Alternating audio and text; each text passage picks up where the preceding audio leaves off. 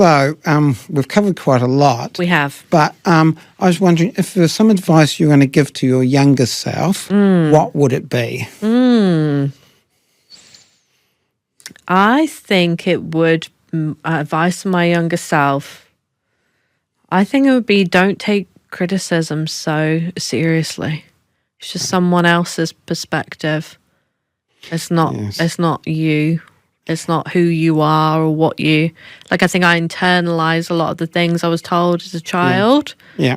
And I wish I hadn't, because that wasn't my stuff. That was someone else's. Yeah. You know, it was someone else's perspective of how I learned or what I did. Yeah. You know, I would tell her that she did a really good job on that observational drawing. Yeah. And she did draw it how she saw it. But, you know, like that type of thing, like I feel like I internalised a lot of the criticism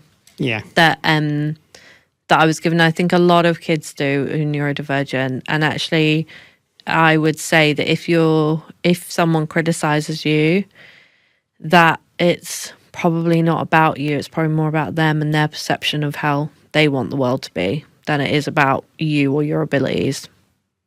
Yes, that's a really good piece of advice. But I can imagine for young people that's probably easier said than done. Much easier said than done. But I would say that's really good advice. That often when people are critiquing you, analysing your work, often when they come up with something, it's often about them rather than actually about you. Yeah. But whether you're 8, whether you're 12 or 16 or whatever, often your perception of it is, oh, yeah, it's all about me. And actually, no, it's not. But when you're that age, you can really feel it. Yeah, you can. You can feel it quite deeply. And I've just seen that, the example you used of the drawing that you did, and the teacher being really upset.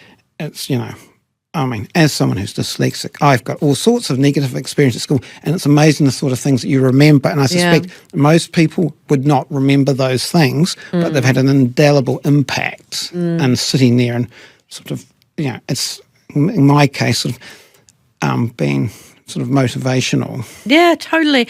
And I think... I think my teacher would be extremely embarrassed if she knew how that had impacted me now. Like, if I sat down with her and I said, that really impacted me, I think she would be extremely embarrassed by that, because I'm sure it's not how she would have wanted to make me feel. And I guess my last bit of advice would be follow your dreams, which is the thing I tell my daughter all the time at the moment. Like, follow your dreams, because when you're a young person, there is no better time to follow your dreams, because later you might have to engage in capitalism and then you won't be able to follow your dreams so much. But I think that's a really, really important one. Like, when you're young, follow your dreams, do what makes you happy. For me, that was having my daughter. That was the biggest blessing my whole life.